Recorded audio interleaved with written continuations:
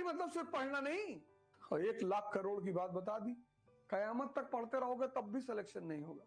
जो दे रहा है वो देवता। अरे किताब खत्म करते करते तुम एक अलग इंसान बन चुके होगे, तुमको किसी की जरूरत नहीं पड़ेगी।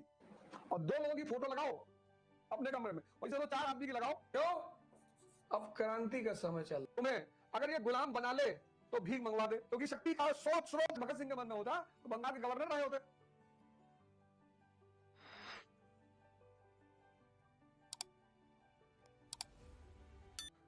कल एक लड़के ने मुझसे पूछा, कहा सर मैं पिछले 3 साल से 10, 12, 13 घंटा पढ़ता हूं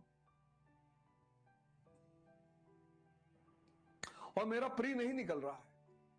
मैंने कहा 10, 12, 13, 10, 12, 22, 35 घंटा। कहा नहीं नहीं सर, मतलब मिनिमम 10, मैक्सिमम 13 घंटा में डेली पढ़ता ही पढ़ता हूं।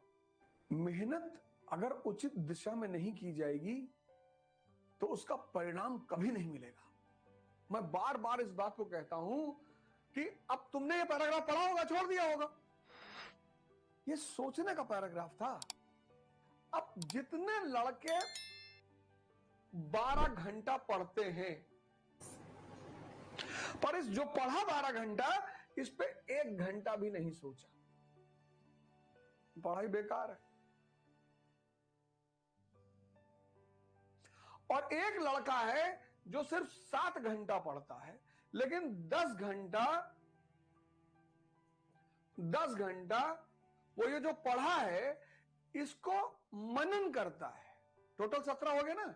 अब ये चीज जो है ये तुम्हें दिखाई नहीं पड़ती, ये दिखाई पड़ रही है। इसलिए तुम देखो कभी कभी क्या होता है, कभी कभी तुम देखते हो कि कहते हैं भैया फलाने लड़का बहुत पढ़ता रहा, या भैया फलाने लड़का हम भैया उसको बहुत पढ़ते हुए नहीं देखे। वो हजम कर रहा है ना, ये 12 घंटे वाला हजम नहीं कर रहा है। कैसे लगेगा शरीर में? इलाहाबाद में, मुखर्जी नगर में ये क्या हो रहा है? यही तो हो रहा है। मनन की क्षमता का विकास नहीं हो रहा। आप देखो, पढ़ाई तो कॉलेज में होती है, प्रिपरेशन पढ़ा रही है, कोचिंग है बहुत अच्छी पढ़ा रही है, सारे टीचर अच्छा पढ़ा रहे हैं, सारी कोचिंग, मुझे कोई कोचिंग मिली नहीं जो गलत पढ़ा रही हो, मुझे आज तक कोई टीचर मिला नहीं जो गलत पढ़ा रहा हो, क्योंकि वो सोचना नहीं सिखा रहे हैं। और तैयारी का मतलब होता है सोचने का विकास। देखा, 501 रुपया दिए थे और 1 लाख करोड़ की बात बता दी। इसलिए हमारे देश में जब किताब पैर से लग जाती है तो उसको मत्थे पे लगाया जाता है। जानते हो क्यों?